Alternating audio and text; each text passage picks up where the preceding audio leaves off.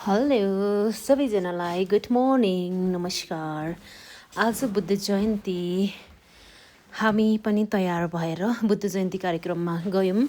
सोलुखुम्बुमा चाहिँ हामीले यो मनाउने बुद्ध जयन्ती कार्यक्रम भनेको चाहिँ सोलुदुतकुण्ड नगरपालिका वडा नम्बर 5 मा रहेको थेक्चिन पेमा छोलिङ गुन्पामा हो र औपचारिक कार्यक्रम सुरु भइसक्यो। मैले कार्यक्रम होस्ट गरिरहेको थिएँ अनि अध्यक्षज्यूको मन्तव्य सकिसक्यो।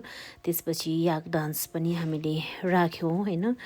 अनि च्याल्सा सगरमाथा मावि च्याल्साका विद्यार्थीहरू पनि हुनुहुन्थ्यो भने बौद्ध धर्मावलम्बीहरू अन्य गैर धर्मावलम्बीहरू पनि हुनुहुन्थ्यो।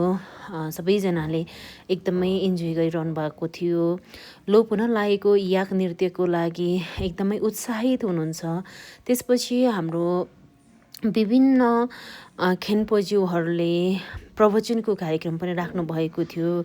बुद्ध र बुद्ध जयन्तीको बारेमा उहाँहरूले प्रवचन दिनुभएको थियो।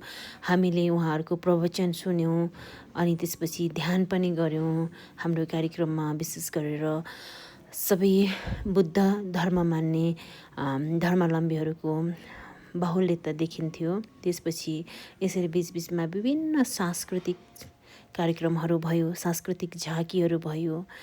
एकदमै राम्रो मौसम, व्यवस्थापन त्यत्तिकै राम्रो। हेर्नुहोस्, यहाँहरूले पनि हेर्न सक्नुहुन्छ। एउटा हलभित्र गरेको कार्यक्रम जस्तो छ होइन, तर यो चाहिँ बाहिर टेन्ट टाँगेर एकदमै राम्रो व्यवस्थापन राखेर चाहिँ बनाएको छ। यसपालि चाहिँ थेक्चिन पेमा गोन्पा नै आयोजक रहेको छ र उहाँहरूले यति राम्रो व्यवस्थापन गर्नुभएको छ जसको प्रशंसा गरेर म थाक्नै सक्दिनँ। किनभने यति राम्रो व्यवस्थापन उहाँहरूको आउनुहुने सबै चाहिँ दर्शक भनौँ, आज बुद्ध जयन्तीमा गोन्पामा पाल्नुहुने सबैजनालाई बिहानीको खाजा पनि थियो। त्यसपछि चिया, बिचबिचमा चिया, त्यसै गरेर खप्से बिस्कुट होइन प्रसाद स्वरूप। अनि त्यसपछि लास्टमा हामी कार्यक्रमको अन्त्यमा पनि उहाँहरूलाई खाजा खुवाउँछौँ भन्नुभएको छ। हामीले धेरै यसरी सांस्कृतिक कार्यक्रमहरू राख्यौँ, त्यसै गरेर प्रवचनहरू सुन्यौँ। त्यसै गरेर सोलुखुम्बु जिल्लामा रहेको चाहिँ व्यक्तित्वहरूको पनि मन्तव्यहरू सुनेर आजको कार्यक्रम यति धेरै राम्रो भयो, यति धेरै उत्कृष्ट भयो। विगतको दिनहरूमा सोलुखुम्बु जिल्लामा बुद्ध जयन्ती भनेको एउटा चाहिँ र्याली गर्ने, बुद्धको प्रतिमा लिएर नगर परिक्रमा गर्ने अनि सकिने मात्रै थियो भने विगत केही वर्ष अगाडिदेखि चाहिँ थेक्चिन पेमा गोन्पाले वर्षैपछि विभिन्न कार्यक्रमको आयोजना गरेर अघिल्लो वर्ष गुम्बादेखि गुम्बासम्मको म्याराथन प्रतियोगिता राख्नु भएको थियो भने योभन्दा अगाडि बुद्ध जयन्तीकै अवसर, त्यसै गरेर थेक्चिन पेमा छोलिङ गुम्बाको 25औं वार्षिक उत्सव रजत जयन्तीको उपलक्ष्यमा वज्रगुरु मन्त्र जप कार्यक्रम पनि समापन गरिसक्नु भएको छ। यो थेक्चिन पेमा छोलिङ गोन्पा यति बेला यति धेरै एक्टिभ भएको छ। हरेक दिन जस्तो त्यहाँ दर्शन गर्नका लागि एकदमै धेरै भक्तजनहरू जानुहुन्छ। म कार्यक्रम चलाइरहेको छु, बिचबिचमा चाहिँ घाम ताप्ने, त्यसै गरेर रमाइलो गर्ने, पानी पनि आइरहेको थियो। यस्तो राम्रो शीतल मौसम रहेको थियो अनि एकदमै खुसी थिएँ आज म यो पवित्र भूमिमा होइन। त्यसै गरेर यो राम्रो आज बुद्ध जयन्तीको यो अवसरमा, सुनौलो अवसरमा मलाई कार्यक्रम सञ्चालकको जिम्मेवारी दिनुभएको थियो। त्यही भएर मैले एकदमै धेरै खुसी भएर कार्यक्रम होस्ट गरिरहेको थिएँ।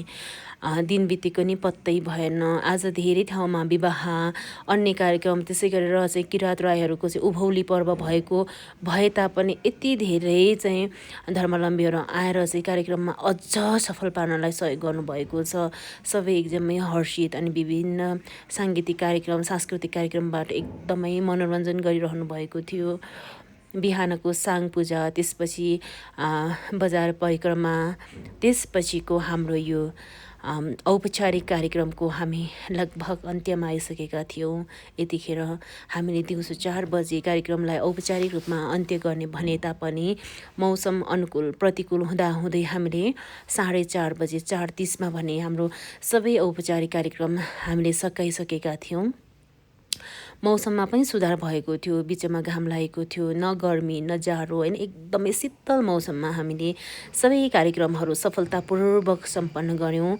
र आगामी वर्ष अर्को वर्षको बुद्ध जयन्ती कार्यक्रम भने नेवार समाजले अगुवाई गरेर यही गोन्पाको प्राङ्गणमा गर्ने यहाँहरूलाई सबैलाई जानकारी गराउँछु। उहाँहरूले प्रतिबद्धता व्यक्त गर्नुभएको छ अनि यो चाहिँ हाम्रो अन्तिम झाँकी थियो। त्यसपछि मैले कार्यक्रममा सबैजनालाई धन्यवाद दिँदै र यो कार्यक्रम मलाई चलाउनका लागि अवसर दिनुभएकोमा गुम्बा परिवारलाई मैले पनि धन्यवाद दिँदै आजको यो कार्यक्रम समापनको लागि मैले यस गुम्बाका प्रमुख लामालाई निमन्त्रणा गरेँ। उहाँ आजको यस कार्यक्रमको सभाध्यक्ष हुनुहुन्थ्यो अनि त्यसपछि हामीले एकदमै खुसी भयौँ र उहाँले आजको कार्यक्रमको अन्त्यमा पनि आफ्नो धार्मिक प्रवचनसहित यो गुम्बाको यो औपचारिक कार्यक्रमको चाहिँ उहाँले समापन गर्नुभयो।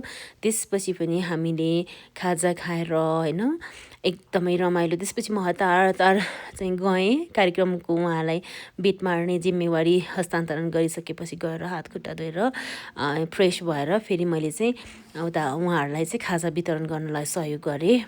अनि त्यसपछि मैले पनि खाजा खाएँ अनि चाहिँ म आफ्नो घर फर्केँ। त्यसपछि पनि चाहिँ विभिन्न साङ्गीतिक कार्यक्रम भनौँ सबैजना एकदमै खुसी भएर आज चाहिँ बुद्ध पूर्णिमा हो होइन, फुल मुन डे भनेर भन्छौँ होइन। बुद्ध पूर्णिमा भएकोले सबैजना खुसी भएर खाजा खानु भएर नाचगान गरेको मैले पछिबाट हाम्रो तेक्सिन पेमा छोलेङ गुम्बाको चाहिँ पेजबाट लाइभ देखिरहेको थिएँ। एकदमै खुसी लाग्यो। म अलि अगाडि आएछु नि जस्तो फिल पनि भयो मलाई चाहिँ पछि चाहिँ, तर एकदमै खुसी लाग्यो किनभने मैले अब उता चाहिँ कार्यक्रम यस्तो सार्वजनिक कार्यक्रमहरू हेर्दै फेरि आफ्नो जिम्मेवारी पनि त पुरा गर्नु थियो। त्यही भएर म चाहिँ घर फर्किसकेको थिएँ। उहाँ चाहिँ यस गुम्बाको प्रमुख लामा खेन्पुङ हुनुहुन्छ गवाङ मलम। त्यसपछि यसरी सबैजनालाई हेर्नु यति राम्रो म्यानेजमेन्ट, यति राम्रो व्यवस्थापन है।